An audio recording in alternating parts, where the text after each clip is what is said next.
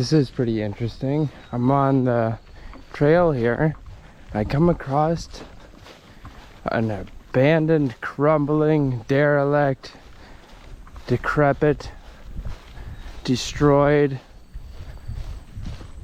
dilapidated log cabin.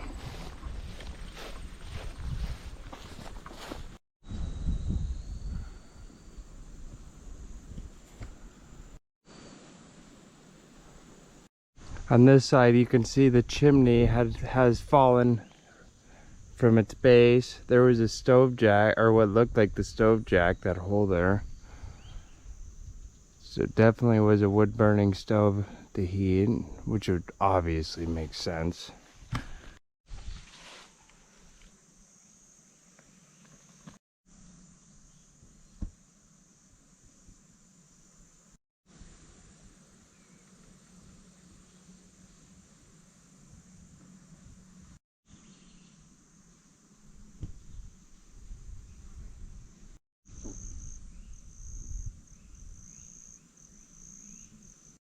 That must have been Delbert's chicken coop over there. You can tell people take their guns out here and just shoot it. Might be an interesting, winter camp. You could get an elbow to come out there, a 90-degree elbow to run that chimney pipe out that square. Perfect place for your wood stove. Be awesome.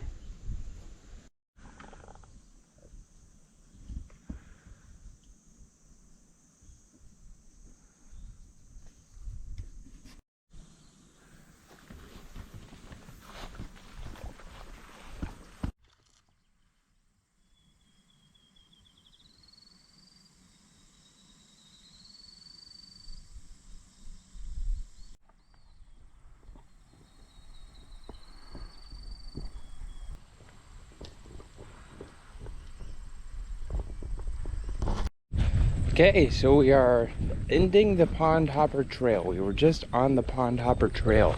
So we're gonna be what's called the main loop trail now. We're gonna be on this for just a little bit because we're gonna take a spur that's a little bit more difficult than the main loop trail. In the meantime, we are greeted to some beautiful views. The Raccoon River Valley is to our right over there. Raccoon River as well, obviously. So we are on the lookout for a trail sign called the Whitetail Trail. It's going to be a bit of a spur that still ends up back on the same trail I'm on right now, but takes us through some of the better stuff.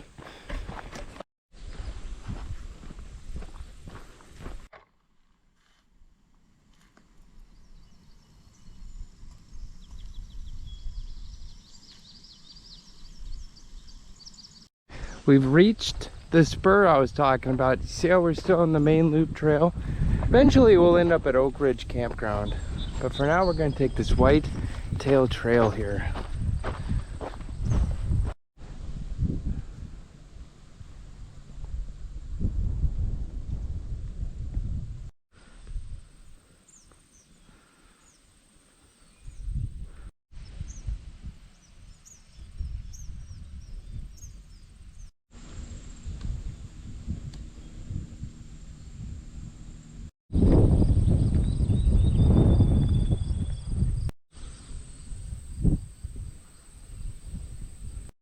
Alright folks, so we just finished the Whitetail Trail spur. Now we're quite a bit of ways from my car at this point. So we got two options, the Bluebell Trail and the main loop trail. Notice at this point we're only 1 mile from the campground. The Bluebell Trail is going to take us to the exact same place, but it's going to take a whole lot longer to get there. But that's the way I'm going, so let's get started. Well, we're about finishing up the Bluebell Trail. I suppose that had to have been a mile or two. Temperatures are rising. I'd say it's about 80 degrees. Mild humidity, could be worse. One thing I'd like to point out is just the rich green of Iowa's forest. It's quite a vibrant green. Here's evidence that cars have driven down here before. One interesting thing about Whiterock Conservancy is that you will find a lot of old cars in the woods, and you'll wonder how the heck did they get there, because they're just surrounded by timber everywhere. It's just one of the things about forests and how it overtakes stuff.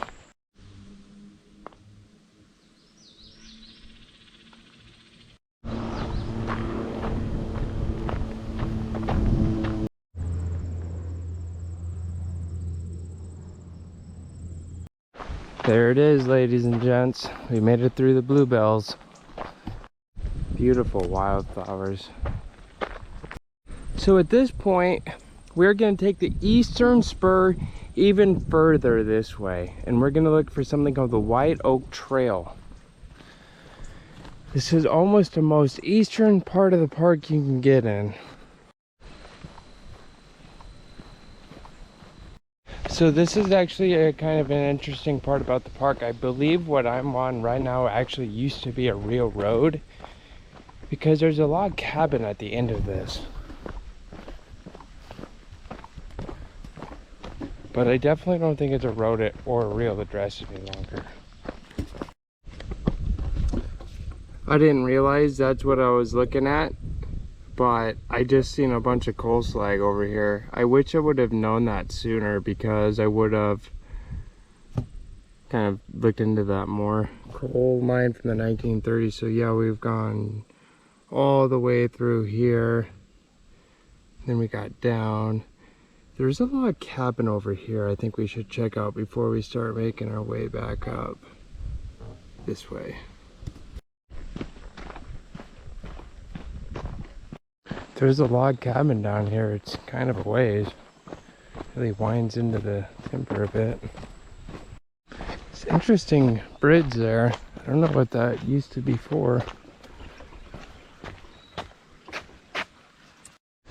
Log house is supposed to be somewhere over here. Let's see.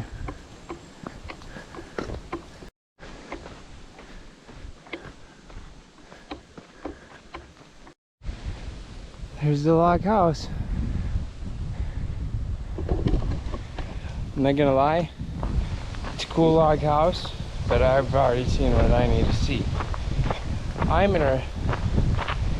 more interested now just to get back. I mean, that's a pretty modern house. Even at a satellite dish to get, 10,000 different channels. So, cool log house though. I like the location. There must be another way over to that. It's gotta be. Let's head back.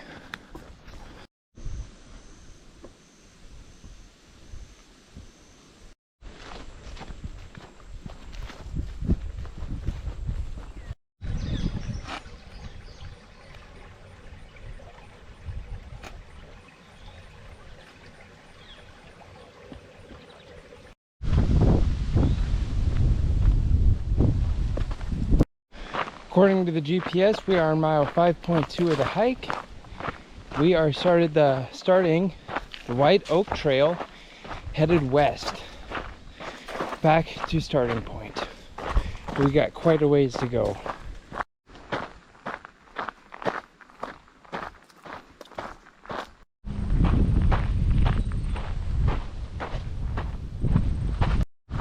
There's a neat clubhouse here. I honestly just don't have the strength to climb up there, or I would, but maybe it's used for hunting, who knows. Pretty cool though. I'd camp in that.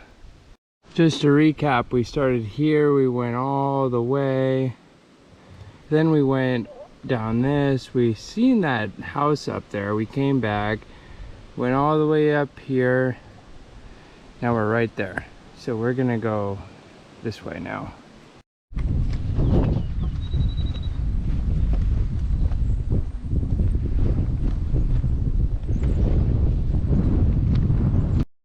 Some beautiful Iowa countryside here, isn't there?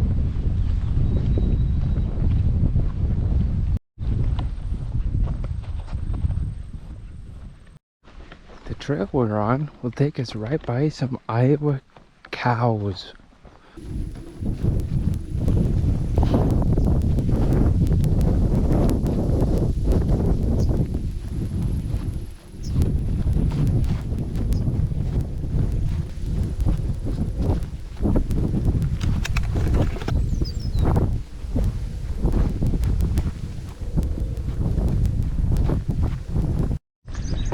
we've reached Oak Ridge campsite. As you can see, this is mostly an RV campsite. Pretty beautiful though, location wise. Really good view. Iowa is the heart of North America's fabled sea of tall grass. Tall prairie grass once covered over 25 million acres, nearly 70% of Iowa. Today, less than 0.1% of that prairie remains. Much of Iowa has been converted to row crops, but diverse grasslands still remain. Whiterock has a really impressive trail structure. This is where we started, right there. We are right there. So we went through the Pondhopper Trail. We got on the Whitetail Trail. We got on the Bluebell Trail. Found the log house. Got on the White Oak Trail. It's an interesting. I've never been able to find the Bobolink Trail. I'm gonna have to look for this trail sometime. Never been able to find the Bobolink Trail. But the goal here is to go here. It says the Bobolink Trail starts here somewhere. Oh well. So the goal is to go here. Red Rock Climb Trail, Bobcat Trail, finish there. Let's get going. Finally found the entrance to the Bobolink Trail. It's definitely not that obvious though. Kind of bummed because that would have been the additional trail spur that would have made this hike even more epic, to include that Bobolink portion. But I didn't know about it, so we'll get them next time.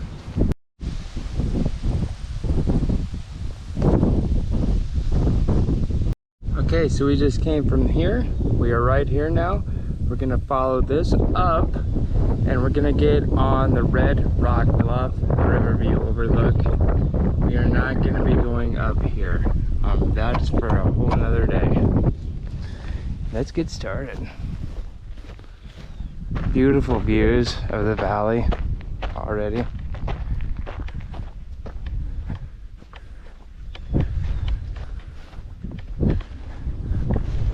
There's an electric fence that I'm not going to test out.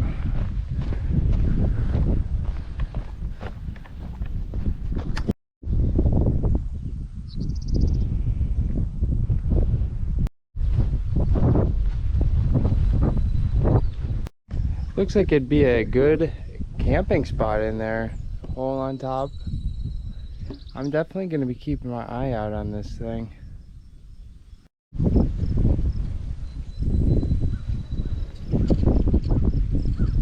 It says Red Rock Climb Trail, Riverground Campground 1.1 miles. So I know this is at least our second to last trail before we're back to the campground.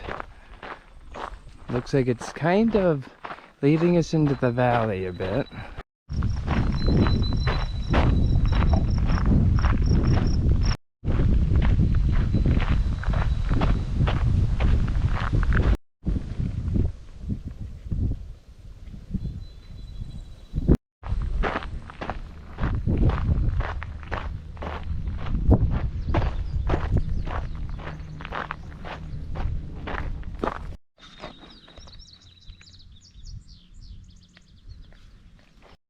Okay folks, we are at another intersection. So we got the Red Rock Trail we just came from. We got the Red Rock Spur Trail, that's 7/10 of a mile back to the campground. And we got the infamous the Bobcat Trail. This is kind of a tough trail here.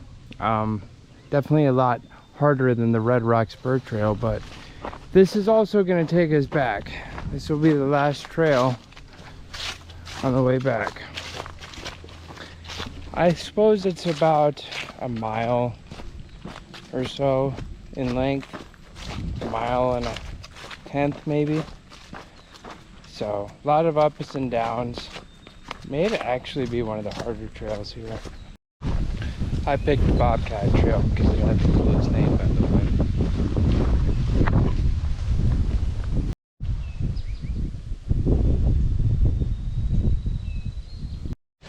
don't think the Bobcat Trail has been quite as well traveled this year. If we take a closer look in here, we can see a lot of cars that were basically dumped down here.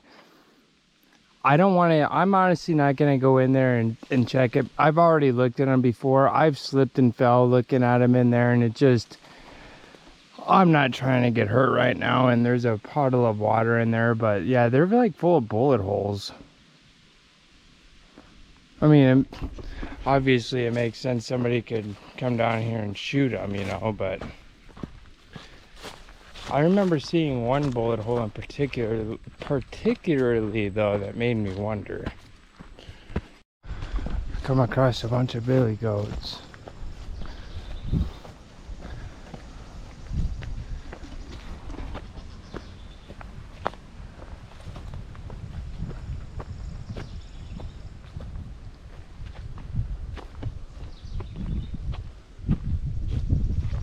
Oh my dear God.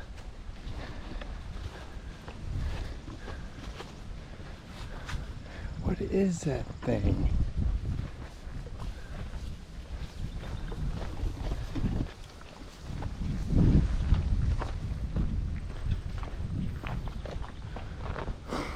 What is that thing?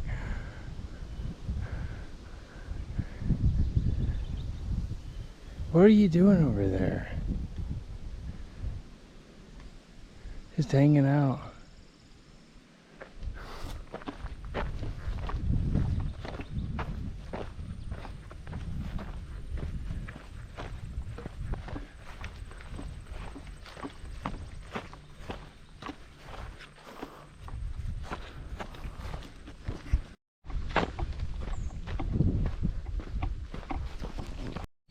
We have now reached the intersection, Red Rock Spur Trail to the river campground, where my car is 2/10 of a mile away.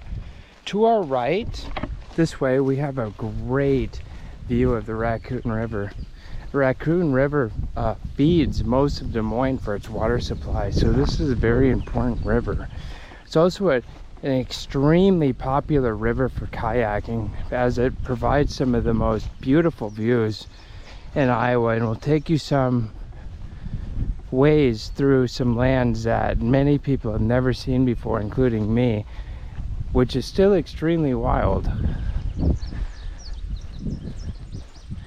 I hope to eventually get a kayak so I can do some of that kind of stuff. I would love it.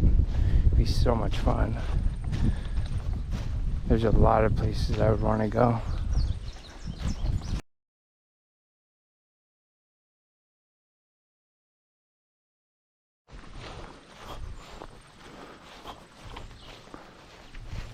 Nice asparagus patch there.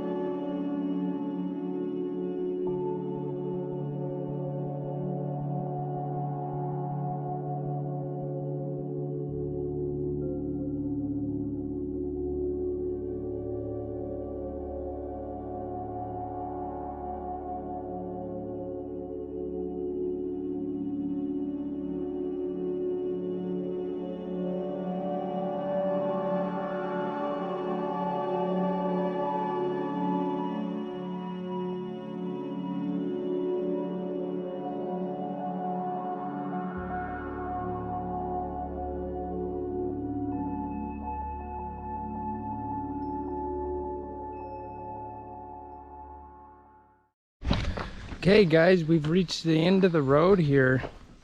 Only one thing left to do. 10-mile hike. It was a 10-miler. But I'm back to the car. Hope you and guys enjoyed watching a bit of what Whiterock Conservancy had to offer. I had a good time and I hope you guys did too. That being said, I'll catch you all on the next one. Peace.